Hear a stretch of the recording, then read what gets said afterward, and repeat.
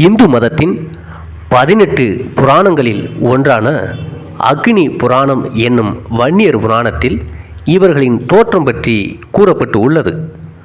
துர்வாசகர் முனிவருக்கும் கஜமோகினிக்கும் 2 அசுர குழந்தைகள் பிறந்தனர். அவர்களின் பெயர் வில்வலன் மற்றும் வாதாபி. இவர்களின் தாயாரான கஜமோகினி என்பவள் முருகப்பெருமானால் வதம் செய்யப்பட்ட சூரபத்மனின் இளைய தங்கை. வில்வலனும் வாதாபியும் அகத்திய முனிவரை துன்புறுத்த ஆரம்பித்தார்கள். இதனால் கோபம் அடைந்த அகத்திய மாமுனிவர் வில்வலனை விழுங்கிவிட்டார். உடனே வாதாபி சிவபெருமானை நோக்கி தவம் செய்து பல சக்திகளையும் பெற்றான். அந்த வலிமையின் மூலம் தெற்கு கடற்கரையின் மையப்பகுதியில் அமைந்திருந்த ரத்னாபுரியை அரசாள ஆரம்பித்தான். பின்னர் மாயனின் மகளான சொக்கன்யை மணந்தான். இவர் செய்யும் அனைத்து காரியங்களுக்கும் அசுர குருவான சுக்கராச்சாரியார் துணை இருந்தார். பின்னர் வாதாபி தேவர்களை அதிகம் துன்புறுத்த ஆரம்பித்தார். இதை கண்ட நாரத முனி சிவபெருமானிடம் தேவர்களின் இன்னல்களை கூறினார். அதே சமயம் சம்பு மகரிஷி சிவபெருமானை நோக்கி யாகம் ஒன்றை நடத்தினார். அப்போது சம்பு மகரிஷிக்கு சிவபெருமான் அருள் பாவித்து தன் நெற்றிக்கண்ணில் இருந்து வியர்வை துளியை அந்த யாகத்தில் விழச் செய்தார். யாகத்தில் விழுந்த அந்த நெருப்பிலிருந்து வெள்ளை குதிரையில் கையில் வீரவாளுடன் தலையில் கிரீடத்துடன் ஸ்ரீ வீரருத்ர வன்னியர் தோன்றினார். சிவபெருமானும் தாய் பார்வதியும் தேவேந்திரனின் மகளான மந்திர மாலையை திருமணம் செய்து வைத்தனர். இவர்களுக்கு 4 வீர ஆண் மகன்கள் பிறந்தனர். அவர்களின் பெயர் கிருஷ்ண வன்னியர், பிரம்ம வன்னியர், சம்பு வன்னியர், அக்னி வன்னியர். இவர்களுக்கு காந்தா என்னும் துறவியின் 4 மகள்களையும் திருமணம் செய்து வைத்தனர். அவருக்கு இன்னொரு பெயரும் உண்டு, சுசிலா என்று. அவர்களின் பெயர்கள் இந்திராணி, நாரணி, சுந்தரி, சுமங்கலி. வாதாபி அரக்கனை அழிக்க புறப்படும் போது அவளுடைய மனைவி மந்திரமாலா போரின் விளைவு என்னாகுமோ என கவலைப்படுகிறாள். அதற்கு வன்னியராசன் என்னும் நாய் வருகிறது. நான் போரில் இறந்தால் நாய் திரும்பி வரும், வீட்டில் ஏற்றப்பட்ட காமாட்சி விளக்கு அணையும், மல்லிகைப்பூ வாடும் என்று சொல்லிவிட்டு செல்கிறார். வன்னியராஜன் செல்லும் வழியில் ஆறு குறுக்கிடுகிறது. அவர் ஆற்றை கடந்து சென்று விடுகிறார். ஆனால் நாய் கடக்க முடியாமல் திரும்பி விடுகிறது. நாயை பார்த்த மந்திரமாலா கணவர் இறந்துவிட்டதாக கருதி தாலியை அறுத்து விடுகிறார். வீட்டில் விளக்கு அணையாததையும் மலர் வாடாதையும் அவள் கவனிக்கவில்லை. போரில் வெற்றி பெற்று திரும்பும்போது வீர வன்னியராஜன் தன் மனைவி விதவை கோலத்தில் இருப்பதைக் கண்டு அதிர்ச்சி அடைகிறான். நடந்ததை அறிந்து மீண்டும் தாலி கட்டுகிறான். இப்படி தாலியை அறுத்து கட்டக்கூடிய பழக்கம் வன்னியர்களிடையே இருக்கிறது. அதற்கு காரணம் புராணத்தில் அன்று நடந்த இந்த சம்பவம். இன்றைக்கும் ஆடி 18 அன்று தாலியை அறுத்து கட்டும் சடங்கை பல வன்னியர்கள் செய்கிறார்கள். இந்த கதை வன்னிய கூத்து என்ற பெயரில் இன்றும் வன்னியர்கள் வாழும் பகுதிகளில் கூத்தாகவும் நடத்தப்படுகிறது. ஸ்ரீ வீரருத்ர வன்னிய மகாராஜனின் வழித்தோன்றல்களே வன்னியர்கள் என வன்னியர் புராணம் கூறுகிறது. அதில் பாடலாக கூறப்பட்டது என்னவென்றால், பங்குனி திருங்கழுத்திரர் தன்னில் பரமன் மூக்கணல் வெளியில் துங்கமா வேர்வை தோன்றிட கரத்தில் தோய்த்து செங்கழு நீரின் மலரை பொங்கமா மகத்திலாகுதி இயற்றிட புனிதனுக்கு வகையீந்தார் வங்கன் வீரவன்னிய பூமன்னர் பரிமீது தோன்றினனே என்று எழுதப்பட்டு உள்ளது. கம்பர் எழுதிய 9 நூல்களில் சிலை எழுவதும் ஒன்று. இந்த நூலில் வன்னியர்களின் புகழ், பெருமை, வீரம், கலை, பண்பாடு முதலானவற்றை அறிந்து கொள்ள கம்பர் இந்த நூலை எழுதியுள்ளார்.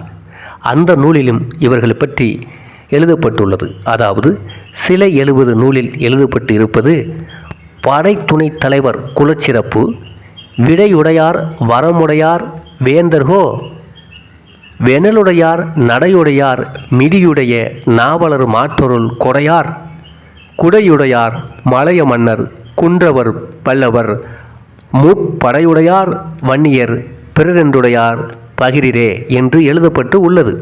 இது கம்பரால் எழுதப்பட்டு இருக்கிறது. தமிழகத்தில் 1989ஆம் ஆண்டு கணக்கீட்டின்படி வன்னியர்கள் 65,04,855 பேர் வசிக்கிறார்கள். தமிழகத்தில் மக்கள் தொகை அடிப்படையில் இவர்கள் மிகப்பெரிய சமூகமாகும். இவர்கள் 1980ஆம் ஆண்டுகளில் தமிழ்நாட்டில் 10% அதிகமாக இருந்தனர். குறிப்பாக செங்கல்பட்டு, வட ஆற்காடு, தென்னார்காடு, சேலம் ஆகிய மாவட்டங்களில் 25% அதிகமான மக்கள் இருந்தனர். இவர்கள் பெரும்பாலானோர் விவசாயம் செய்து வருகின்றார்கள். அரசியல் செல்வாக்கு மற்றும் அமைப்புகளிலிருந்து பெருமளவில் பயனடைந்திருக்கிறார்கள், பங்கு பெற்று இருந்திருக்கிறார்கள்.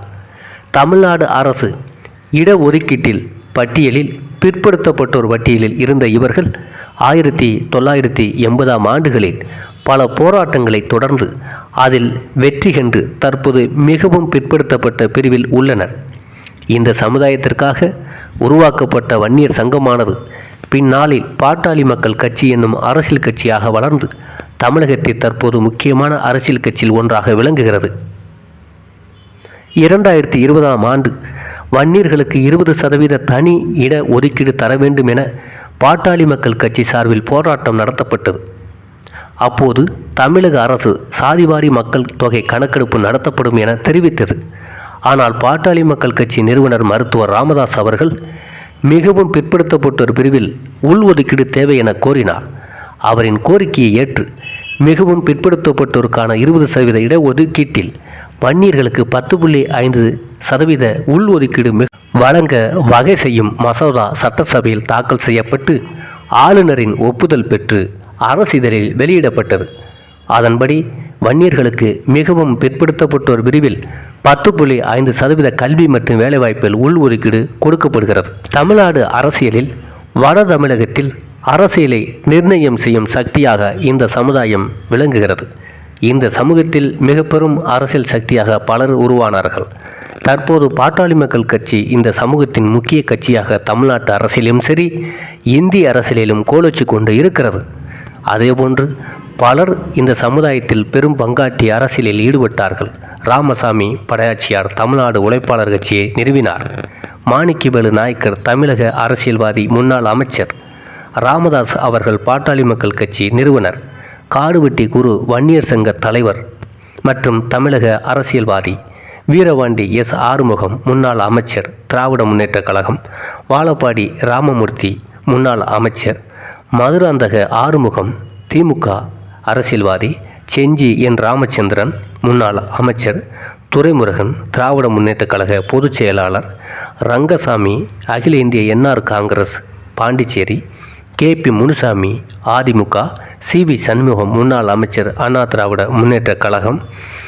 பண்ருட்டி ராமச்சந்திரம் முக்கியமான அரசியல் தலைவர், முன்னாள் அமைச்சர். செம்மலை ஜெகத் ரட்சகன். குற்றாலம் பி. கல்யாணம்.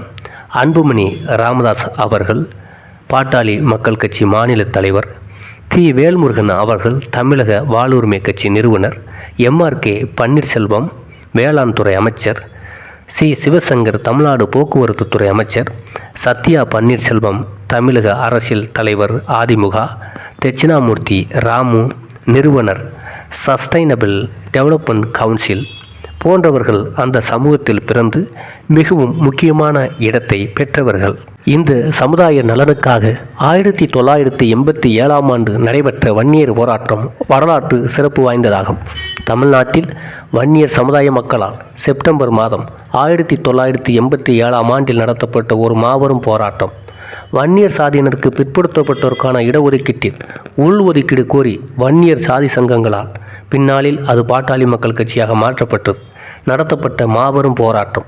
தமிழ்நாட்டில் கல்வி மற்றும் வேலைவாய்ப்பில் வன்னியர்களுக்கு 20 விழுக்காடும், மத்திய அரசின் கல்வி மற்றும் வேலைவாய்ப்பில் 2 விழுக்காடும் இடஒதுக்கீடு வழங்க வேண்டும் என்று வலியுறுத்தி தொடர் சாலை மறியல் போராட்டம் நடைபெற்றது. இந்த போராட்டத்தில் மருத்துவர் ராமதாசின் அவர்கள் தலைமை வகித்தார். இந்த இடஒதுக்கீடு போராட்டக்காரர்களை அடக்குவதற்கு தமிழக காவல்துறையினர் நடத்தப்பட்ட துப்பாக்கி சூட்டில் 21 பேர் சுட்டுக் கொல்லப்பட்டனர்.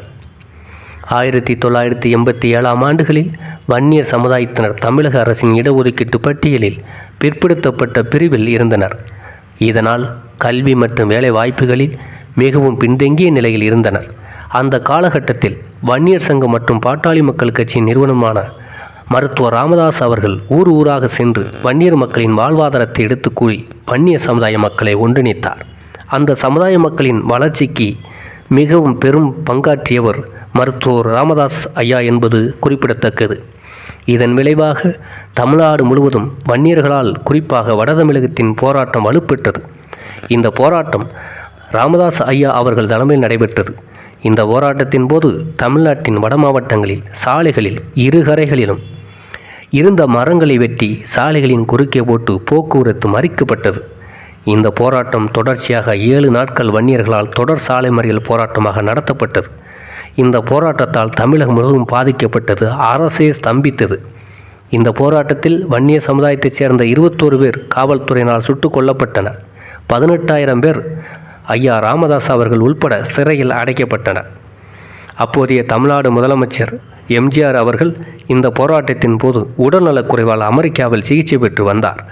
இந்த போராட்டத்தை அறிந்த எம்ஜிஆர் சிகிச்சை பெற்று தமிழகம் திரும்பியவுடன் நவம்பர் 25, 1987 அன்று அனைத்து சமுதாயத்தினரையும் அழைத்து பேச்சுவார்த்தை நடத்தினார். இந்த பேச்சுவார்த்தையில் வன்னிய சமுதாயம் சார்பில் ராமதாஸ் உட்பட பலர் கலந்து கொண்டனர். அப்போது வன்னிய மக்களின் நிலை குறித்தும் விரிவாக எடுத்து கூறப்பட்டது. எம்ஜிஆர் இது குறித்து நடவடிக்கை எடுப்பதாக கூறினார். ஆனால் சில நாட்களிலேயே எம்ஜிஆர் காலமானார். அதன் பிறகு 1989 ஆண்டுகளில் கலைஞர் கருணாநிதி அவர்கள் தலைமையில் ஆட்சிக்கு வந்தது. அதன் பிறகு மீண்டும் வன்னியர் சங்கம் சார்பில் இடஒதுக்கீடு வேண்டி வலியுறுத்தப்பட்டது. கலைஞர் அவர்களால் மொத்தம் 108 சமுதாயத்தை மிகவும் பிற்படுத்த பட்டியலில் இணைத்தார். அதன் விளைவாகவே தமிழ்நாட்டில் கல்வி மற்றும் வேலைவாய்ப்பில் வன்னியர் சமுதாயம் உள்பட மொத்தம் 108 சமுதாயத்திற்கு 20% விழுக்காடு வழங்கப்பட்டது.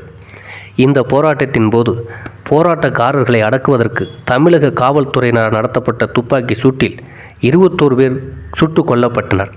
இவர்களின் நினைவு நாளான செப்டம்பர் மாதம் 17ஆம் தேதி ஒவ்வொரு வருடமும் வன்னியர் சங்கம் பாட்டாளி மக்கள் கட்சி சார்பாக ராமதாஸ் மற்றும் அன்புமணி ராமதாஸ் அவர்கள் தலைமையில் வீரவணக்க நாள் கடைபிடிக்கப்பட்டு வருகிறது. கல்வி மற்றும் வேலைவாய்ப்பில் வன்னியர்களுக்கு 20% தனி இடஒதுக்கீடு வழங்க வேண்டும் என்ற கோரிக்கையை வலியுறுத்தி 1987 ஆண்டு நடைபெற்ற ஒரு வார கால தொடர் சாலை மறியல் போராட்டத்தில் உயிர் தியாகம் செய்த 21 பேருக்கு ரூபாய் 4 கோடியில் விழுப்புரத்தில் மணிமண்டபம் அமைக்கப்படும் என்று, அவர்களின் குடும்பத்தினருக்கு கல்வி தகுதிக்கேற்ப அரசு வேலை வாய்ப்பு வழங்கப்படும் என்று முதல்வர் மு.க. ஸ்டாலின் அவர்கள் செப்டம்பர் 2, 2021 அன்று சட்டசபையில் அறிவித்தார்.